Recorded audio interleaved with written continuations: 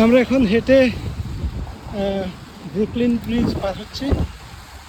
এটা একটা যে সময় এটা নির্মাণ হয়েছিল 1883 সালে উদ্বোধন হয়, তখন এটা ছিল বিশ্বের সবচেয়ে বড় লম্বা সাসপেনশন ব্রিজ বা ঝুলন্ত ব্রিজ।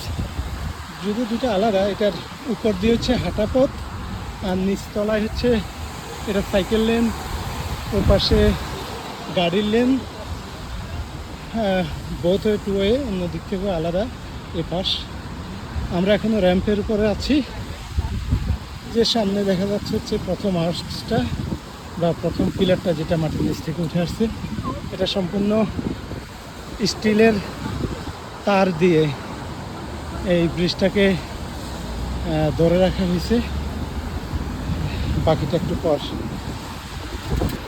আমরা হচ্ছে ম্যানহাটন অংশ থেকে এখন ব্রুকলিন অংশের দিকে যাচ্ছি। এটা ম্যানহাটন অংশ আর ব্রুকলিন হচ্ছে ও পার, ব্রিজের ওপার। বলা যায় আমরা এখনই ব্রিজের মূল অংশে উঠতেছি।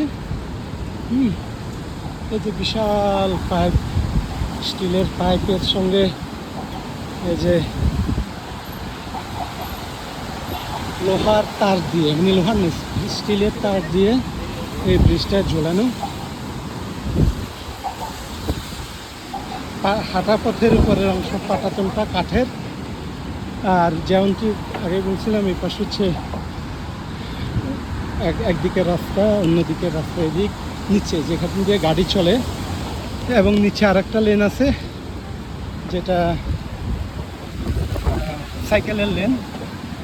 আর এটার একটু আরেক পাশে সামনে ওইটা হচ্ছে যে দূরে দেখা যায়, ওইটা হচ্ছে ম্যানহাটন ব্রিজ। একই টাইপের ব্রিজ, একই না ম্যানহাটন ব্রিজ আর ব্রুকলিন ব্রিজ?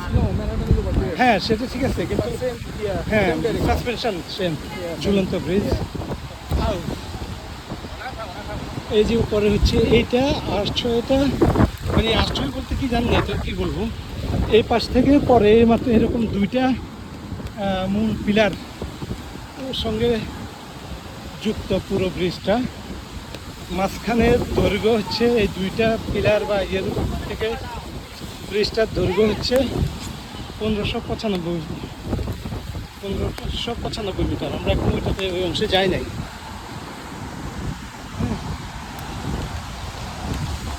ও প্রচুর বৃষ্টি এবং প্রচুর বাতাস। আমরা সৌভাগ্যক্রমে একটা ছাতা নিয়ে বেরিয়েছিলাম। এখন গেছে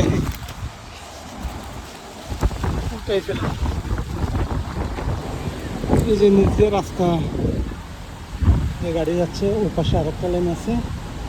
আর সেকেন্ড আর্চও এটা ওই যে দূরে দেখা যাচ্ছে, এই দুইটার মাঝখানের দূরত্ব হচ্ছে 1595 মিটার ফিট।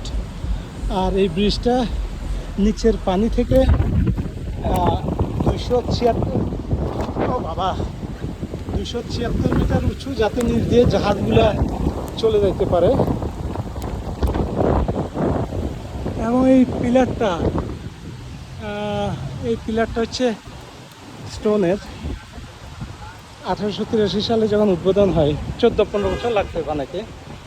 তখন তো আর এরকম আর এটাকে একদম মানে সিভিল ইঞ্জিনিয়ারিংয়ের ক্ষেত্রে একটা ল্যান্ডমার্ক প্রজেক্ট বিবেচনা করা হয়।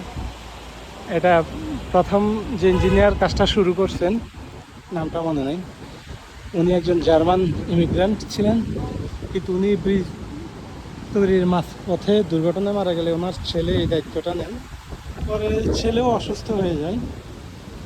অসুস্থ হয়ে যাওয়ার পরে তার স্ত্রী এটার দায়িত্ব নেন, যদিও তার স্ত্রী ইঞ্জিনিয়ার ছিলেন না। ওনার হাজব্যান্ড অসুস্থ থেকে বাসায় থেকে ওনাকে ইনস্ট্রাকশান দিত, সেই হিসাবে উনি কন্ট্রাক্টর এবং অন্যান্য ইঞ্জিনিয়ারদের সাথে কমিউনিকেট করে শেষ পর্যন্ত ব্রিজটা নির্মাণ কাজ সম্পন্ন করে। আর দুপুরের দিকে যখন পার হয়েছিলাম তখন প্রচুর মানুষ ছিল। এখন বৃষ্টিতে সবাই পালাইছে। এই যে এগুলো হচ্ছে এই যে কি মোটা মোটা অনেকগুলো স্টিলের তার জোড়া দিয়ে দিয়ে ওই উপরে মোটা যে পাইপ, ওইটা তো স্টিলের এক ধরনের ইয়ে না, কেবল স্টিলের, কেবল, হ্যাঁ কেবল স্টিলের। এটা নির্মাণ হয়। ও বাবা, আমি ভিজে টিজে শেষ। হ্যাঁ, দুই পার্ট, নিচে রোডওয়ে। যখন নির্মাণ হয় তখন তো এরকম গাড়ির ইয়ে ছিল না, তখন ঘোড়ার গাড়ি চলতো এবং ট্রেন চলতো। তা এখন পরে পরবর্তীতে ট্রেনটা বোধহয়, ট্রেন তো বন্ধ না এখন, না নিচ দিয়ে আছে আরেকটা, আরেকটা আছে। ও আচ্ছা, এখন ট্রেনটা আন্ডারগ্রাউন্ডে চলে গেছে সাগরের নদীর নিচ দিয়ে, ইস্ট রিভারের উপর ম্যানহাটন এবং ব্রুকলিনকে কানেক্ট করছে। আর এখন আছে শুধু ওয়াকওয়ে, নিচে সাইকেল লেন এবং দুই পাশে টু ওয়ে গাড়ির লেন।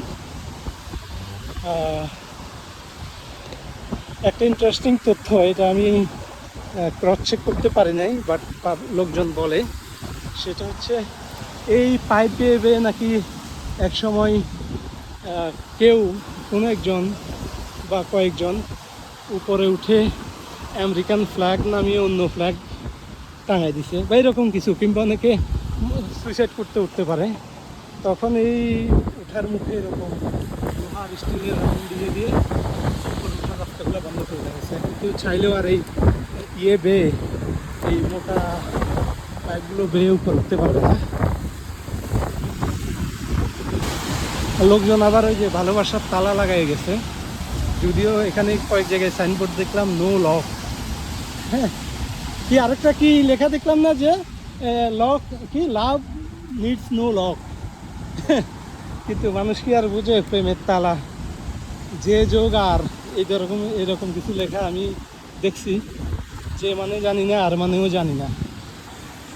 রূপু জানে, জসিম জানে। আচ্ছা, যাই হোক, মজা করলাম।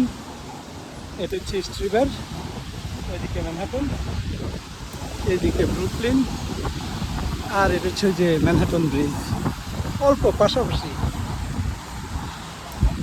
আর পারতেছি না বাতাস এবং বৃষ্টির কারণে। এখানে শেষ ইতি, যে যোগ আর।